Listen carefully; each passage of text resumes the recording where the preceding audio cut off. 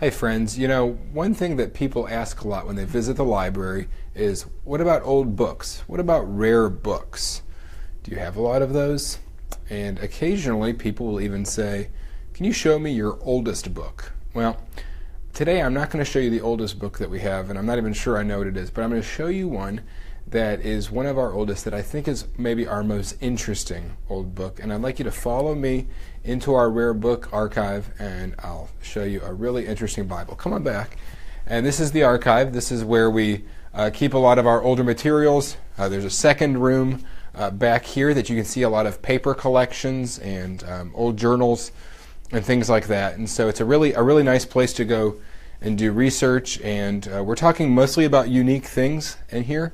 These aren't things that you're going to find just 100 copies of. But today I want to show you a really interesting Bible. And there's a notion out there that many people believe that the King James Bible was the first English Bible, and that's just not true. And today I want to show you a Bible that goes before King James by a few decades, and it's called the Geneva Bible. Remember, 1611 is when King James was published, and this is more like 1578. And so this is a Bible that was published then. This isn't a copy. This is an actual Bible from 1578. And as you look down here, this is just great. If you've ever looked at an old Bible, there's just some conventions I think that are really interesting. One thing that you'll notice immediately is the spelling on the words. And so we're in the Gospel of Matthew here in chapter 5, where Jesus begins his Sermon on the Mount. And you can see that we're going to add an E at the end of Matthew, that we're going to have an E at the end of the word law.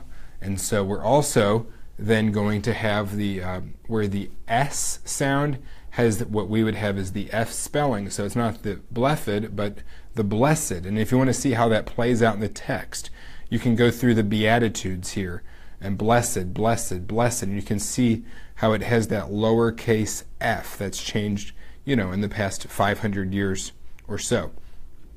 As we see this, you can see that there's a significant number of notes on the sides. And so these books were, this Bible was a study Bible in that sort of sense that you'd be familiar with.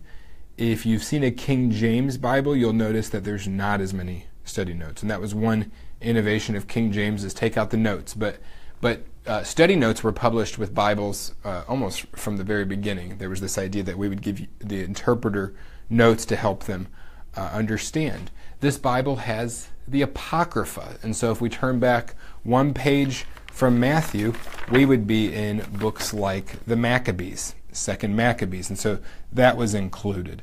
Well, one thing you notice with the layout of the book is it's huge. It's really large. It's not something you would ever carry to church. It's not something that you could put in a casserole dish from church and carry home with you. It's mammoth, and so there would be one copy that might be on the pulpit of a church, and you can make an argument even in some of the towns. This might be one of the only Bibles there. Now, the printing press was in effect, and so the Bible was gaining a wider distribution, and so people, though they may not have had a personal copy, they were more likely to encounter a copy, but still, this is the Bible that most likely would have been something either in a really wealthy person's home or in a church. You can even see it has a clasp on the outside, almost like more of a heavy-duty sort of accessory here. It's really well made. As you look at a book like this, you can see where these are the pages.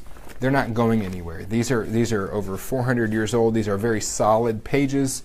There is some staining on them. But this is a technology that was proven to last, and it has really lasted, and it will outlast many of our ebooks, that's for sure. Anyway, that's the Geneva Bible, and we have it and many other things. And just one more thing that we can appreciate about old books, and there's many others we collect. Maybe in the next few weeks we'll take a moment and show you a few of those too. See you next time.